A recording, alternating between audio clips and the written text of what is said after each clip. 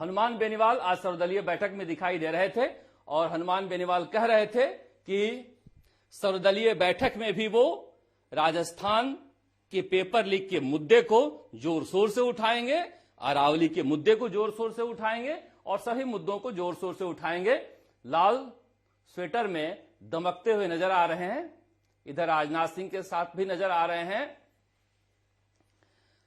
लोकसभा कल से शुरू हो रही है और राजस्थान में विधानसभा भी शुरू हो रही है। यहां पर भी देखते हैं विपक्ष क्या क्या किस तरह से मुद्दे उठाता है, क्योंकि चाहे मिड डे मील हो, चाहे पेपर लीक हो या कोई और मामला हो, अभी विपक्ष के लिए बहुत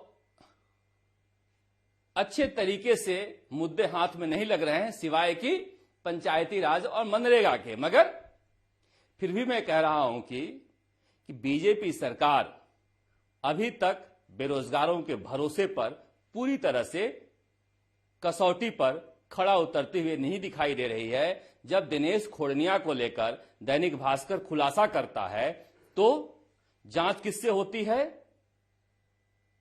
बाबूलाल कटारा के बेटे को बुलाकर। दिनेश खोड़निया को बुलाया तक नहीं जाता है जांच के लिए। दिनेश खोड़निया कह रहा है कि 2.5 साल पहले वक्तव्य दिया था बाबूलाल कटारा ने, तो 2.5 साल तक एसओजी बैठी क्यों रही? 2.5 साल तक ईडी बैठी क्यों रही? दिनेश खोड़निया कह रहा है कि ईडी के अधिकारी ने जबरदस्ती बाबूलाल कटारा से बयान दिलाया था, तो दिनेश खोड़निया ने बाबूलाल कटारा के अलावा ईडी के उस अधिकारी पर मुकदमा क्यों नहीं दर्ज किया? और अगर दिनेश खोड़निया कह रहा है कि इस मामले में मुझे क्लीन चिट मिल गई है, तो मोदी सरकार आगे के कोर्ट में अपील क्यों नहीं कर रही है? इसीलिए लोग कह रहे हैं कि सब मौसेरे भाई हैं, सब मिले हुए हैं, ये चाहे तो जांच हो जाए, पर जांच हो ही नहीं पा रही है। क्या बाबूलाल कटारा के पक्ष में आदिवासी समाज को निकलना चाहिए घरों से? क्या संजय माथुर के पक्ष में माथुर समाज को भी निकलना चाहिए? पता नहीं। रामगोपाल मीणा के पक्ष में मीणा समाज को भी निकलना चाहिए? पता नहीं। मगर मुझे लग रहा है कि ये ऐसे मुद्दे हैं जिस पर अभी भी राजनीति हावी है और बेरोजगारों में बेचैनी बढ़ रही है। आज मैं देख रहा था बाड़मेर में भी हरीश चौधरी कह रहे थे कि रविंद्र सिंह भाटी आ जाते या प्रियंका चौधरी आ जाती धरने में तो क्या बिगड़ जाता, पर्ची आई है, खर्ची आई है।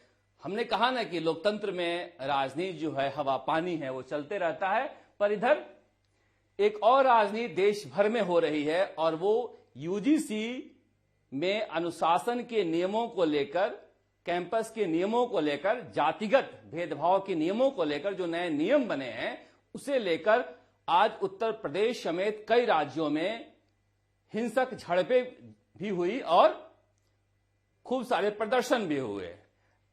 कांग्रेस की तरफ से जितेंद्र सिंह हैं जिन्होंने मोर्चा संभाला इस यूजीसी कानून के खिलाफ। उन्होंने लिखा कि धर्म, जाति, जेंडर और बैकग्राउंड के आधार पर होने वाला भेदभाव एजुकेशनल इंस्टीट्यूट, यूनिवर्सिटी, कॉलेज के साथ ही किसी भी सभ्य समाज में स्वीकार्य नहीं है। आपस में स्टूडेंट को यह बांटने वाला है। मगर दूसरी तरफ कांग्रेस के बहुत सारे सांसद उस कमेटी में थे।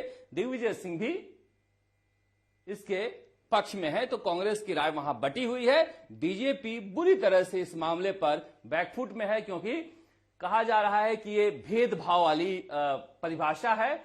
इस नियमों में एससी, एसटी, ओबीसी, महिलाएं और दिव्यांग शामिल हैं। जनरल कैटेगरी को पीड़ित नहीं माना गया है, सिर्फ आरोपी माना जा सकता है।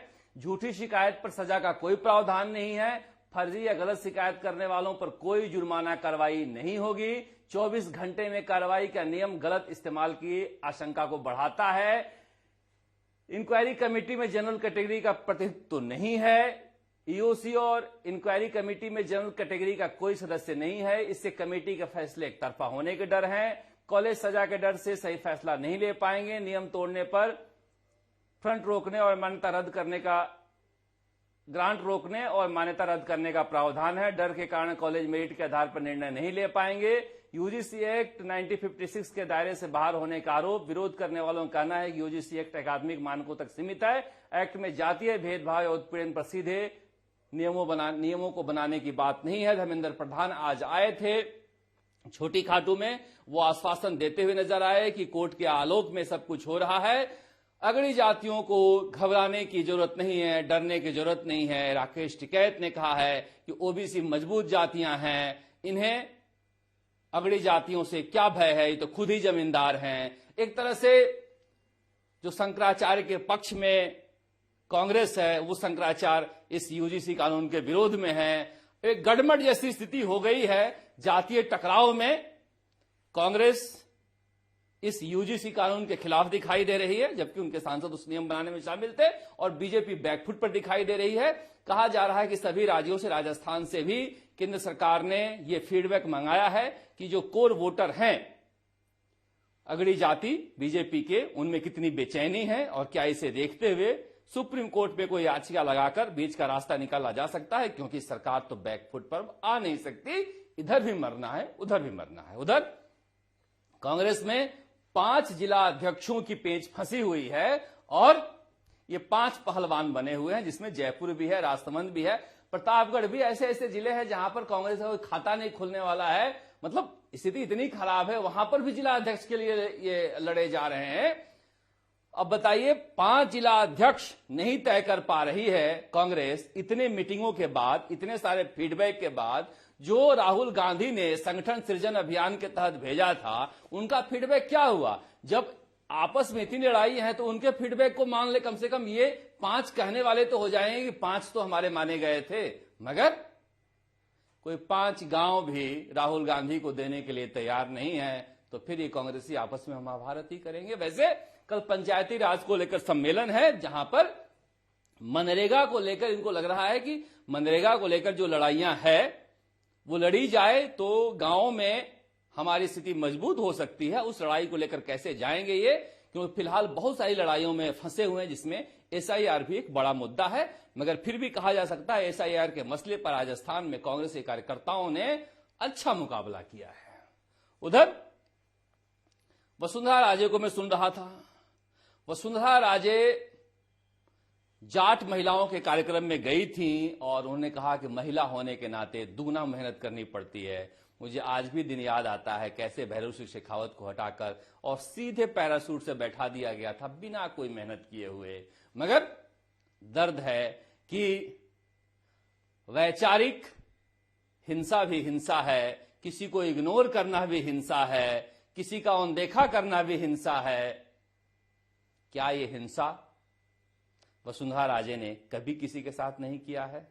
जसवंत सिंह और भैरव सिंह शेखावत अगर होते तो क्या वो इस तरह के डायलॉग बोल पाती? हमने कहा ना, प्रकृति का न्याय सबसे बड़ा न्याय है, वहां पर न्याय हो ही जाता है। उधर हाड़ौती की राजनीति में एक अलग ही फेंच फंसा हुआ है।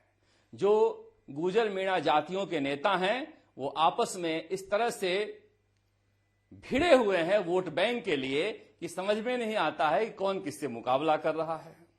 अब अशोक चांदना ने कह दिया कि देवली उनियारा के, बारां के, कोटा के, भिलवाड़ा के रोजड़े आते हैं नीलगाय बूंदी में। उसके जवाब में नरेश मीणा बोल रहे हैं कि इन नेताओं के लिए बोला जा रहा है। पता नहीं किन नेताओं के लिए बोला है कि नहीं बोला है, पर मुझे लग रहा है कि वहां की एक राजनीति दिलचस्प हो चली है, और सभी नेताओं की सभाओं में जो भीड़ आ रही है वो कंफ्यूजन पैदा करने वाला है कि किसके साथ ज्यादा जनता है। और ऐसा लग रहा है कि वहां अभी अभी चुनाव है, जिस तरह का माहौल बना हुआ है, मगर क्या पता चुनाव आते आते माहौल में जो गर्मी बनी हुई है उसमें नरमी आ भी सकती है। पर फिलहाल तो हाड़ौती की राजनीति काफी गर्म हो रखी है सर्दी के इस माहौल में भी।